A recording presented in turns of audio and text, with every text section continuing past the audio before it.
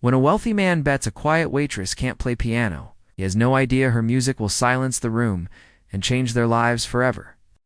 It was a beautiful evening at the Grand Pearl Hotel. The restaurant inside was full of people dressed in fine clothes, eating expensive meals and talking about money, business, and travel. The sound of soft music played in the background, and the lights were warm and golden. Everything looked perfect. In the corner of the restaurant stood a beautiful grand piano, polished and shiny, though no one had played it in a long time. Oh. Most people didn't even look at it anymore. It was just part of the decoration now, among the busy waiters and waitresses. Running around the tables was a young woman named Emma.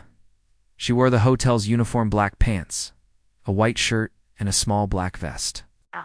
Her hair was tied neatly, and her face was calm and polite. She carried plates, refilled glasses, and took orders with a quiet smile. She never raised her voice.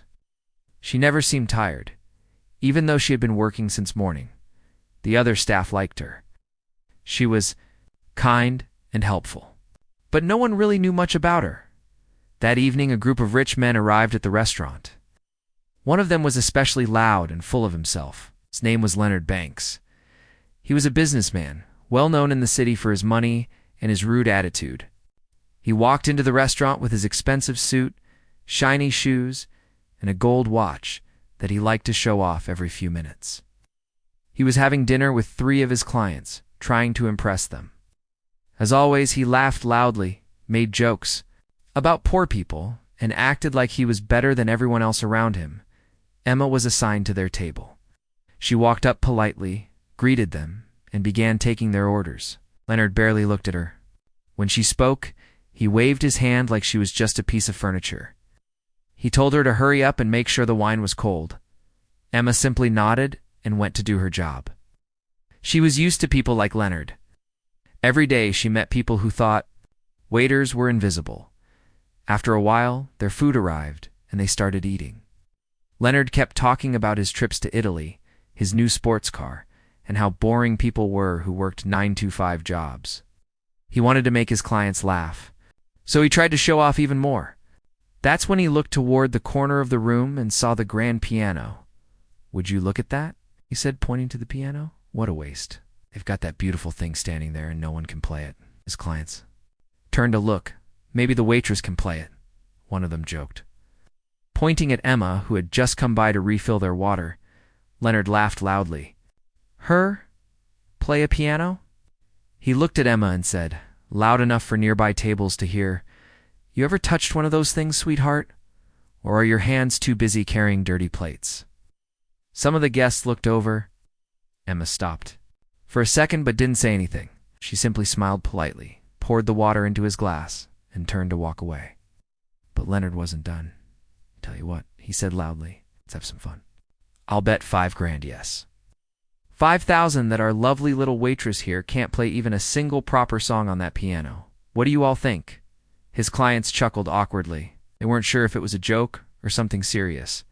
One of them asked, "You're betting real money on that?" "Of course," Leonard said. "Let's see if she's got anything special hidden behind that uniform." Emma stood still for a moment. The room had become quiet. Other diners had heard Leonard, and now many eyes were looking at her. Her hands were holding a tray, but her fingers twitched slightly, like they were remembering something.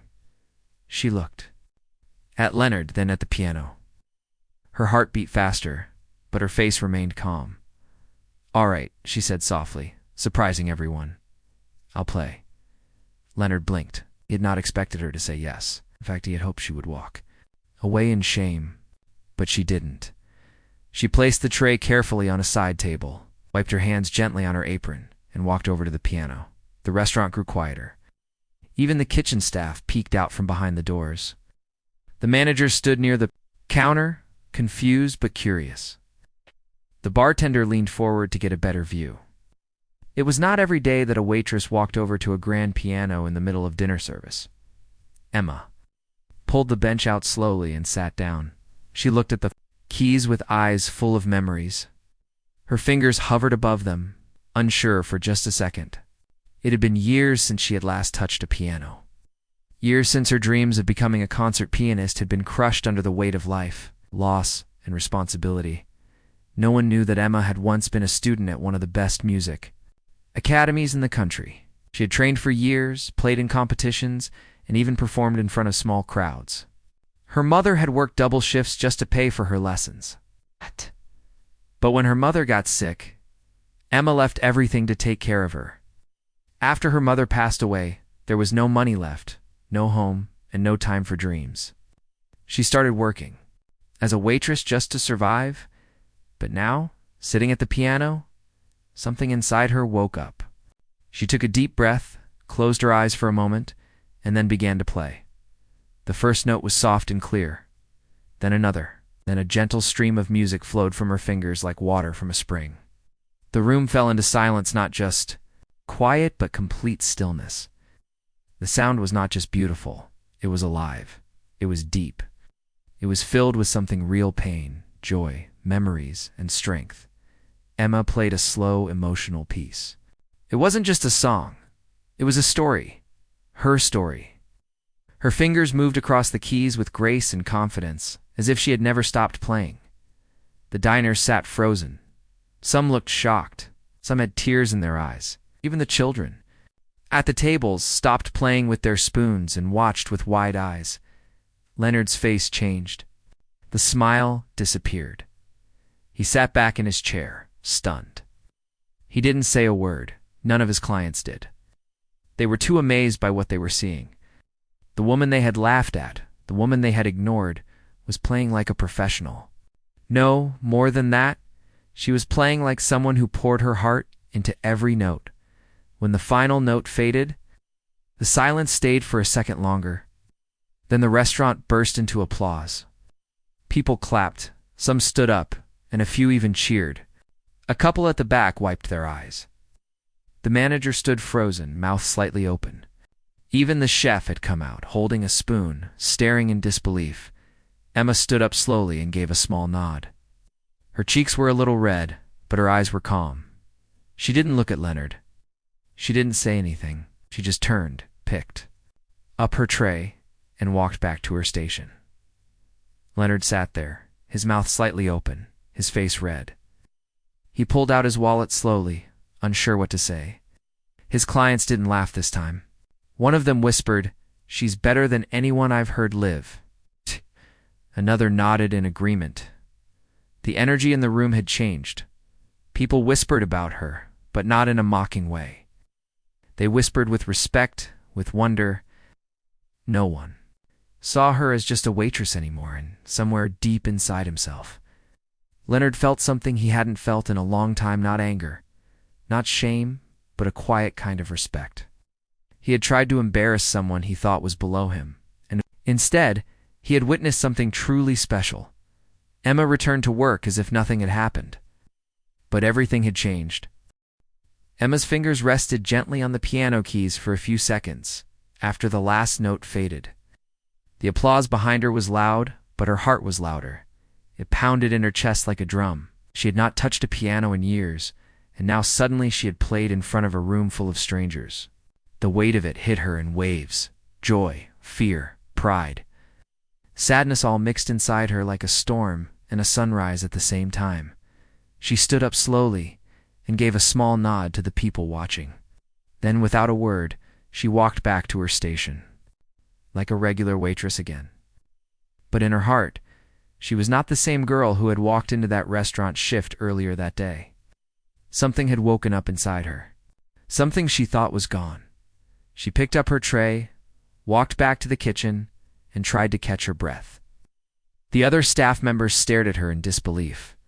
Emma, one of the younger waiters, whispered, "Where did that come from?" The cook peeked from behind the hotline. "You been hiding this from us all this time?" Emma smiled a little and shook her head. "It's nothing, just ... Something I used to do a long time ago. But everyone knew it was more than just something. It wasn't just a tune or a little talent. It was a skill that took years to build on, a soul to shape. The way she played, it wasn't like someone who learned it in their free time. It was like music was a part of her body, like her fingers had been made for the piano. Back in the dining hall, the room was still buzzing with energy. People whispered her name. A guest went to the manager and asked where they could hear her play again. Others looked toward the kitchen, hoping to catch another glimpse of the quiet waitress, who had just changed the whole atmosphere of the evening. But no one was more shocked than Leonard. He sat at his table, holding his wine glass completely silent. His face was still red, though now it wasn't from laughter. He didn't know what to say. Just 10 minutes ago, he was mocking her. Now he was the one being laughed at, not loudly, but quietly, through the respect people were giving Emma and the way they ignored him. His clients didn't even seem interested in what he was saying anymore.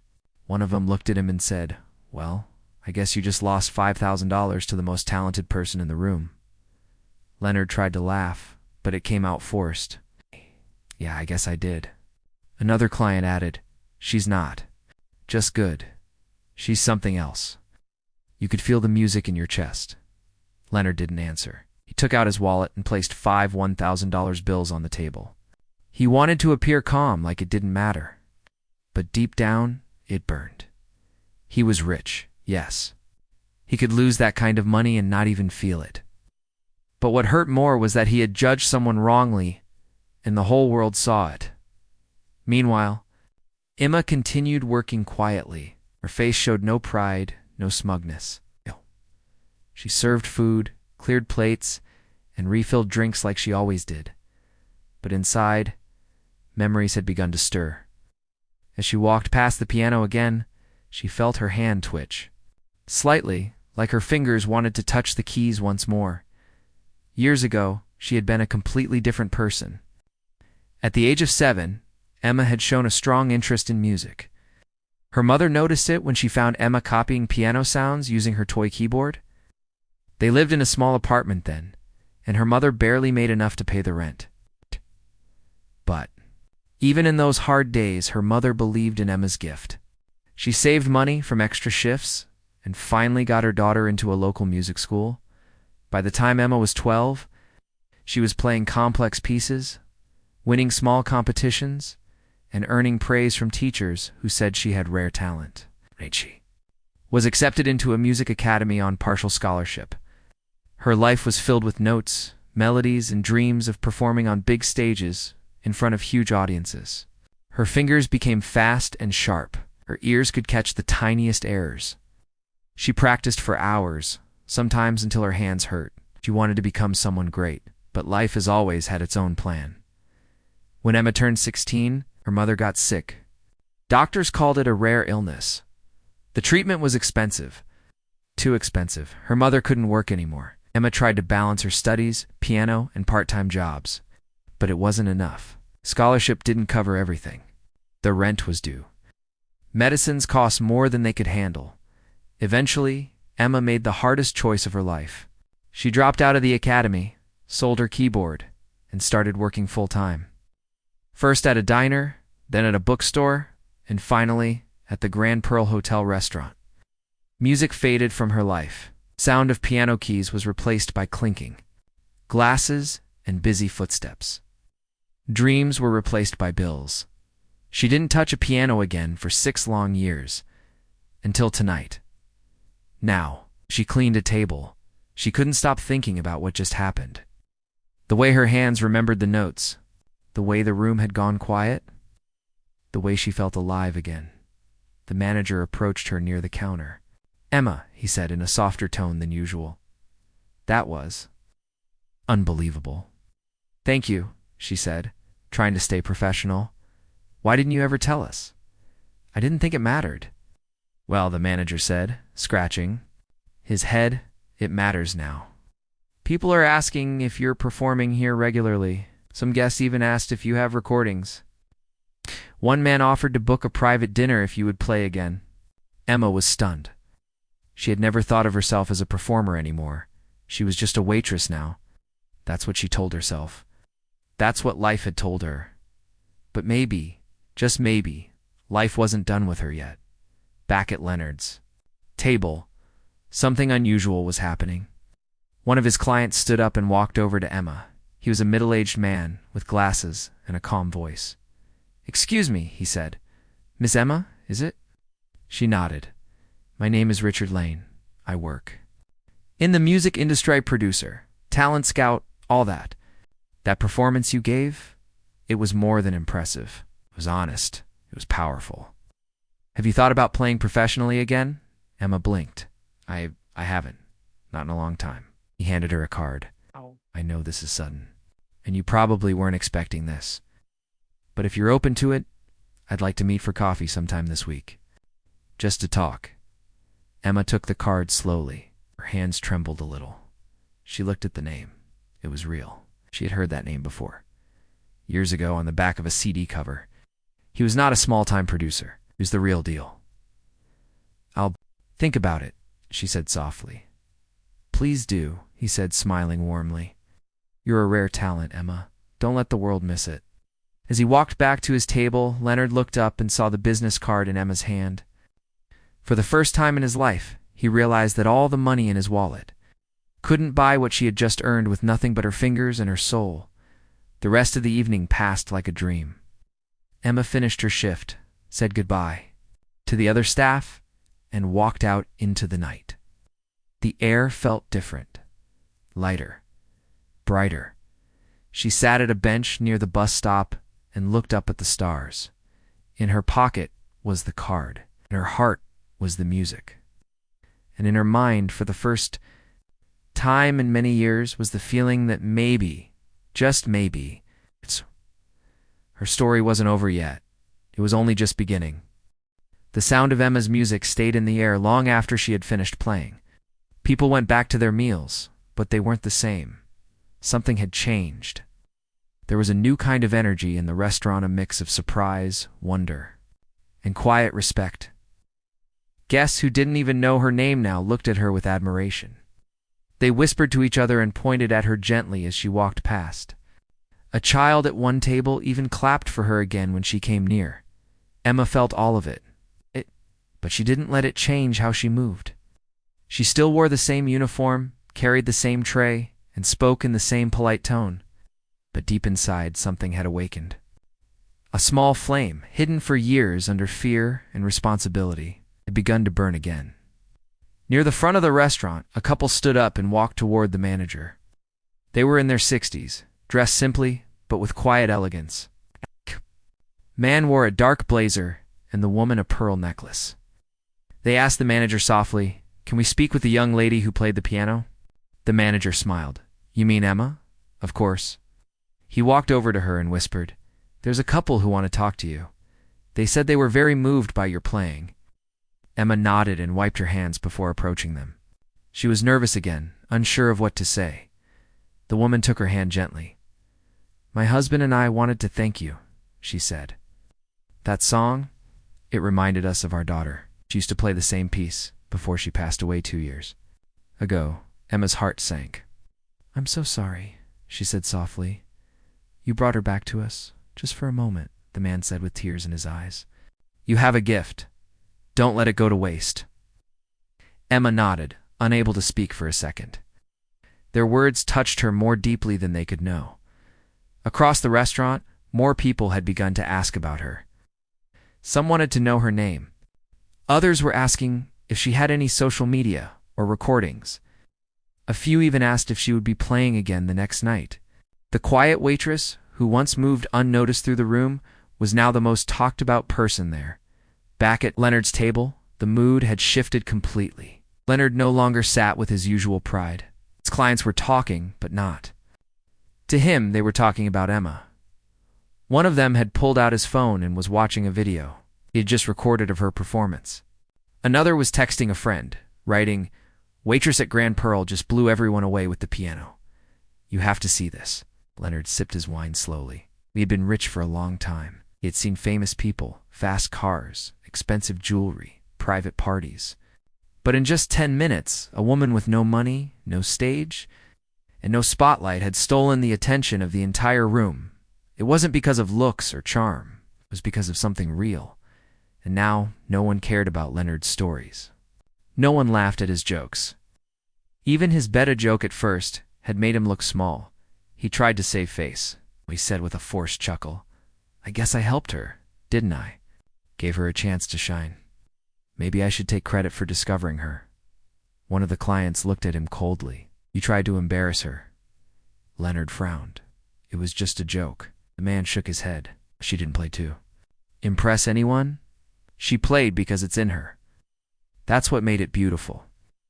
For once, Leonard didn't reply at the back of the restaurant. A young man who worked part-time as a dishwasher had recorded the entire performance. He posted it on social media with the caption, "Waitress shocks rich man by playing piano like a pro. Must watch." He didn't know it yet, but by the next morning, the video would have hundreds of thousands of views. Emma had no idea that people were already calling her the piano waitress online. She just kept doing her job, though her mind was not on the plates and glasses anymore. She kept replaying the moment in her head, how it felt to sit at the piano again, how her fingers remembered the path, how the music had flowed like a river that had been waiting behind a dam for too long when her shift ended. She quietly changed back into her normal clothes and left through the staff exit. Outside, the night was cool and the streets were quiet. She walked slowly to the bus stop, holding her bag and the business card Richard Lane had given her. She looked at it again under the streetlight. His name, his contact. It was real. Could this really be happening? She sat on the bus, watching the lights pass by the window. She thought about her mother, how she used to sit and listen to Emma practice for hours. Her mother had always said, "You were born with music in your hands." The memory brought tears to her eyes. When Emma got home, she made tea and sat at the small table in her tiny apartment. She didn't have a piano, not even a keyboard. It's just silence and the sound of distant traffic. She looked at the business card again, and then opened her phone. She searched Richard Lane's name and was shocked to see dozens of articles, interviews, and awards. He was the real thing. He had helped many unknown artists find their voice. He had launched careers. Big ones. Emma put the card down and stared at the wall. Could she really go back to that world? The next day, something strange happened at the hotel. When Emma arrived for her shift, the manager came running toward her. "Emma," he said, "you won't believe this." She blinked. "What happened?" "We've had calls since this morning. Emails too. People are asking about you." Oh. "Someone even sent flowers about me. Someone posted a video of you playing last night. It's going viral. Look." He showed her the video on his phone. It already had over 300,000 views. Comments were pouring in. "Who is this girl?" I cried listening to this. "She's better than most professionals." Emma stared at the screen, unable to speak. This wasn't just a quiet moment anymore. The whole world was beginning to watch. By lunchtime, reporters had started to call. A local news channel sent someone to the hotel to ask about the mystery waitress pianist. Some guests came in just to see her. One woman even asked for her autograph. Emma was overwhelmed. She never expected this. She never asked for attention. All she had done was play one song. In the middle of the day, Richard Lane returned to the restaurant. He walked up to Emma with a smile. "I'm guessing things got a little crazy?" She nodded. "I didn't expect any of this. No one does," he said. "But I want you to know something. This is a moment you earned. It's not luck. It's not by accident. You've got the kind of gift that people wait their whole lives to hear." And the world noticed. Emma looked down. "I haven't played in years. I'm not sure I'm ready for all this." He handed her a folder. Inside are contacts, studio options, and a plan for your first live performance. "We don't need to rush, but I'd like to work with you. Only if you're ready." Emma took the folder with shaking hands. For a moment, it didn't feel real. She thought of her mother again. She imagined her smiling, clapping from the kitchen. Looked at Richard and said, "Okay, I'll do it." That evening, when the restaurant closed, the staff clapped for her. Even the shyest ones had seen the news and were proud to know her. Emma stayed behind for a while. She walked to the piano again and sat down. The restaurant was empty now, quiet. She placed her fingers on the keys and played softly. Not for an audience, not for a video, just for herself. The sound filled the room again. And in that moment, she wasn't a waitress or a forgotten dream. She was a musician, reborn. Outside, the city lights sparkled. Inside, her heart was finally at peace, and the world had just begun to listen. Leonard sat in his office the next morning, staring at the large window that looked out over the city. He had a hot cup of coffee in one hand and his phone in the other, but he wasn't drinking or scrolling. He was just sitting still, thinking all night. He couldn't sleep. Every time he closed his eyes, he saw her face, the waitress. Emma sitting at the piano, her fingers dancing over the keys, creating music that had touched the whole room. It wasn't just about the music anymore. It was the fact that he, Leonard Banks, had stood in front of a room full of people and made fun of someone he didn't know. He had laughed at her, offered a bet just to humiliate her. And she had said nothing rude in return. She didn't raise her voice. She didn't argue. She simply played. And in those few minutes, she had made him look like a fool without saying a single word. He picked up his phone and opened social media. Her video was still trending.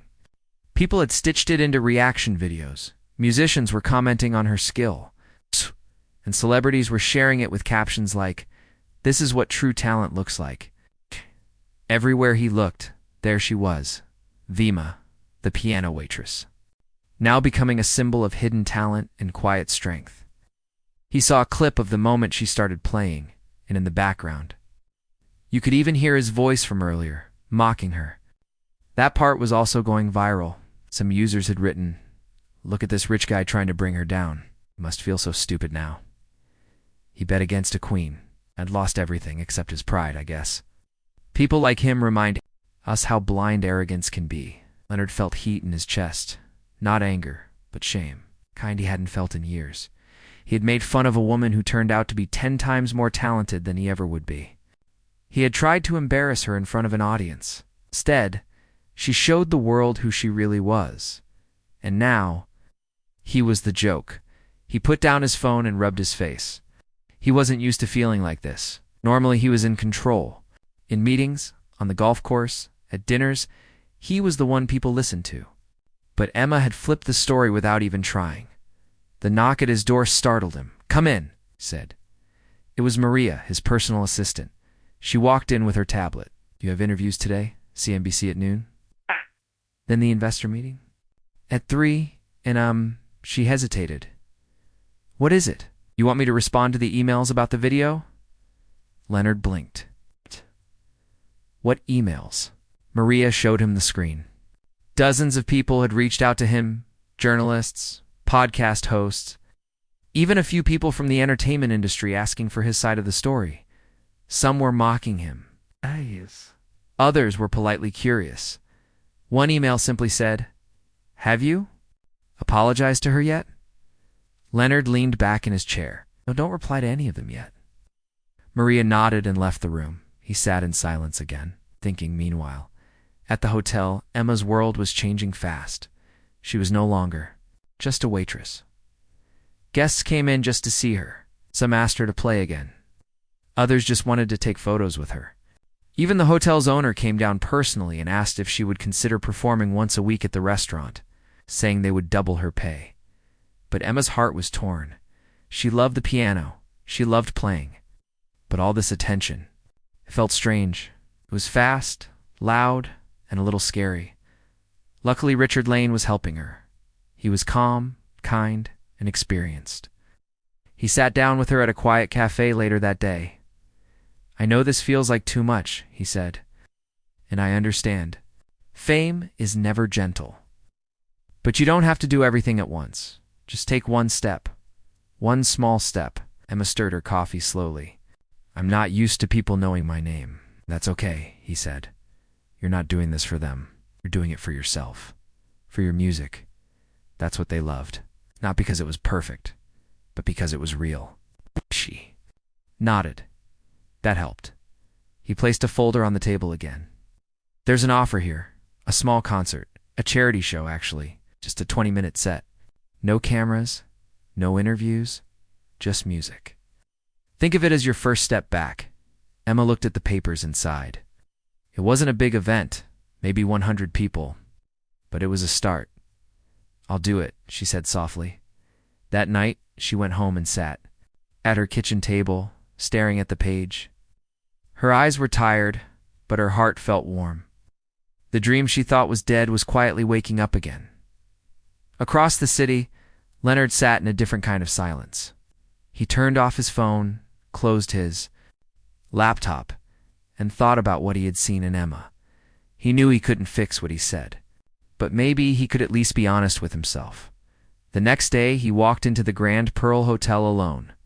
No clients, no big group, just himself.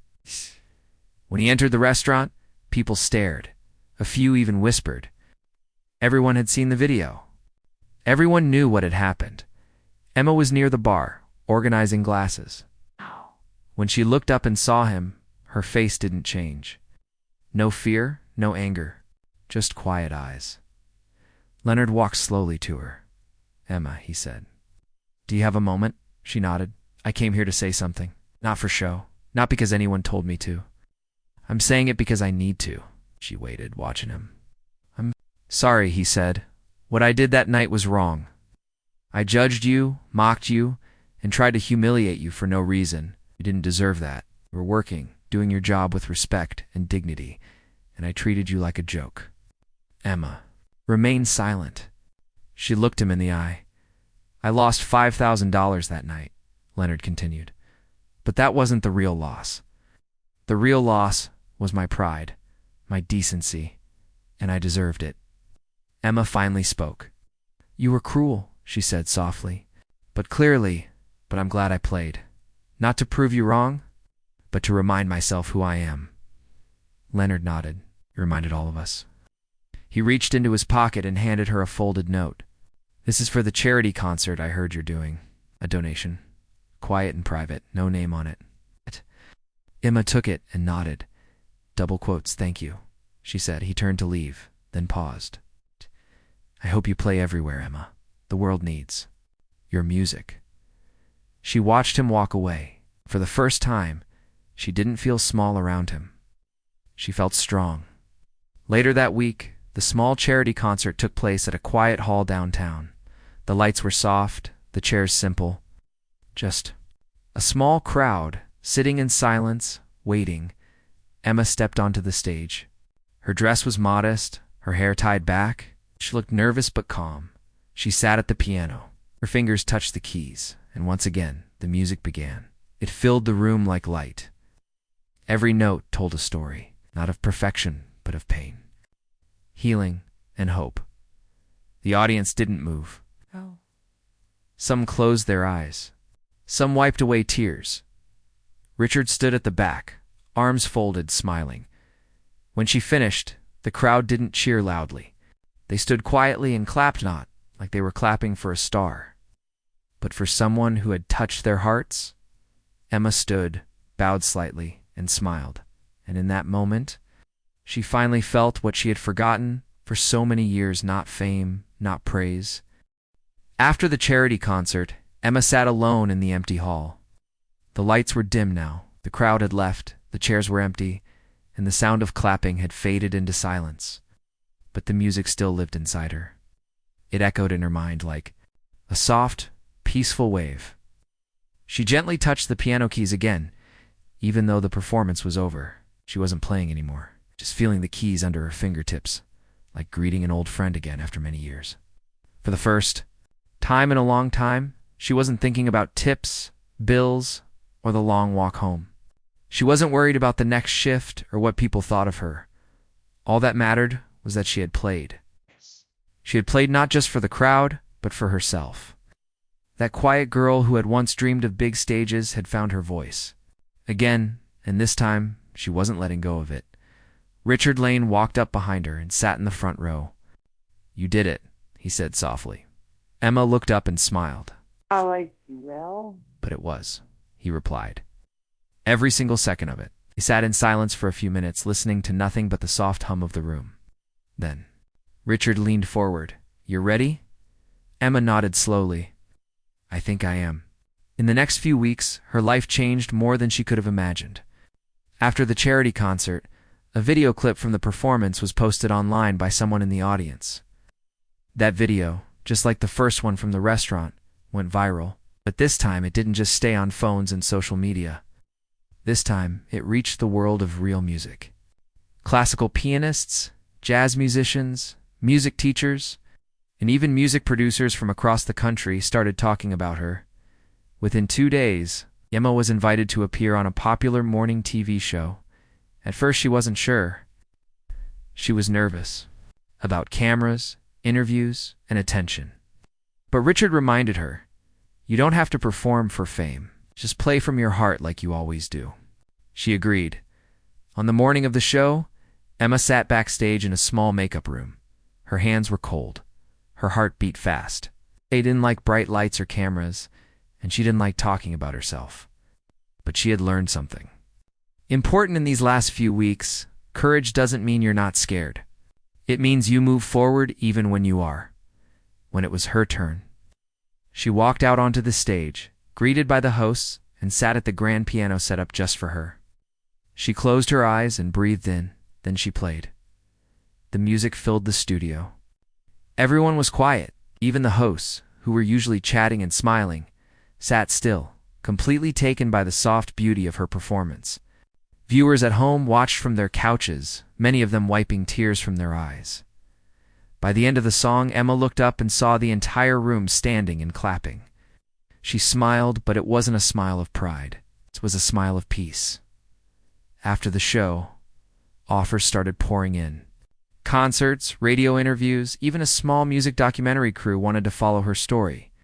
But Emma didn't say yes to everything. She wasn't interested in becoming a star just for the cameras. She wanted to play where the music meant something, where it touched people, not just entertained them. She chose to do a small tour of community centers, schools, and hospitals. She played for children, for the elderly, for anyone who needed to feel something good. And every time she played, the same thing happened. Silence at first, then emotion, then tears, and finally applause. Not loud applause, but warm, grateful. Applause. People began calling her the humble pianist. Articles were written about her journey from a quiet waitress to a performer with soul. Magazines asked about her story, and she always gave the same answer. "I never stopped loving the piano. I just had to stop playing it for a while." One day a letter arrived. It was from a music academy, the same one she had once left when her mother got sick. They wrote to her, saying they had seen her performances and wanted to invite her back not as a student, but as a guest speaker and performer. They wanted her to inspire others who were walking the same hard path she had walked. She cried while reading the letter, not because she was going back, but because she had come so far. She had once walked out of that school with nothing but sadness. Now she would walk back in, not as someone who had failed, but as someone who had survived at the event. She stood in front of young students with dreams in their eyes and told them her story. She told them about sacrifice, about her mother, about working late shifts and crying in silence. She told them about doubt and how easy it was to forget who you are when the world stops noticing you. Then she sat at the piano and played a piece that she had written herself, soft, beautiful. Melody that spoke of pain, patience, and hope. When she finished, the room was silent again. And then, as always, came the applause. But one face in the crowd stood out. Leonard was sitting in the last row. He hadn't said anything to anyone. He had come quietly, without a suit or his usual showy style, just a simple jacket and a quiet look in his eyes.